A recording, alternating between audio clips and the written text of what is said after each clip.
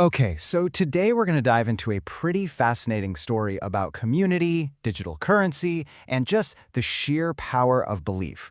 We're looking at a source that talks about the Pi Network not just as some tech project, but as this epic saga of vision and faith. At the very heart of this whole narrative is this one very specific and, let's be honest, incredibly ambitious number. As you're about to see, this figure has become a massive symbol within the community that our source material describes. So what is this number?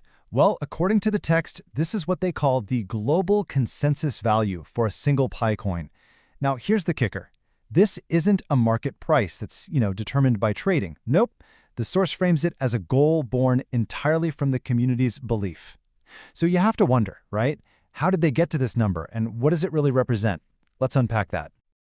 To really wrap our heads around that number, the source takes us all the way back to the very beginning.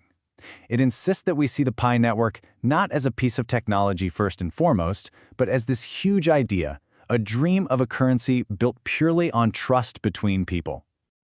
And here's the core concept laid out plain and simple. The vision, as the source defines it, was for a digital currency whose value isn't backed by gold or decreed by a government, but by the mutual trust and the collective faith of its users. It's an economy where value is created simply because everyone agrees it's there. This chart really highlights the huge shift the source is describing.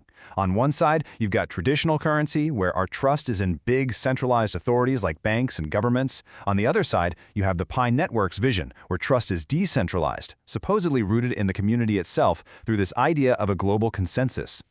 So from that big idea, the source kind of zooms in on the people who got involved. It portrays the early adopters, calling them pioneers, not just as users, but as explorers, on what it describes as a really difficult journey of belief. And according to this story, that journey was anything but a walk in the park. The source paints this picture of a path just filled with pushback from a skeptical outside world, saying that these early believers had to put up with constant doubt, criticism, and even being made fun of. The source presents this path almost like it's the stages of a hero's journey. It's framed as this big test of the community's conviction. First, you have to embrace a really ambitious idea. Then, you've got to face the inevitable criticism. And the key, according to this text, is to just hold on tight to that shared vision and persevere with patience. Okay, so you've got this journey of pure belief. But how does that belief become something, tangible, something real? Well, this next part of the source material gets right into that exact turning point. And here it is, what the source presents as the absolute game changer. It describes a moment when businesses apparently started to accept Pi for actual goods and services. This, the text argues, is what started to transform that global consensus value, the GCV, from just an abstract dream into a tangible, real-world goal. This quote, cited in the text from Doris Yin, just perfectly captures the philosophy the source is attributing to the community. It's suggesting that true pioneers aren't looking for a quick win. They're committed to the long journey. In this worldview, the process is the point. So as the source material we're looking at starts to wrap things up, it makes a really interesting pivot.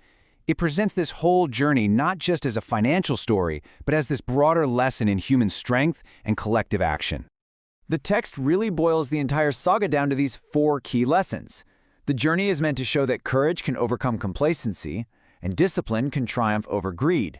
But above all, it's championing this idea that a powerful vision can prevail over doubt, and that true wealth, well, that lies in the commitment to that vision.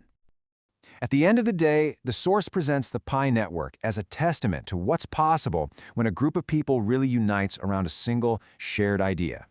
The project itself is held up as the proof of that collective power. And so, the narrative we've explored leaves us right here, with this vision of a future built on collective faith. It doesn't give us all the answers, but it does leave us with one final, pretty powerful question to think about.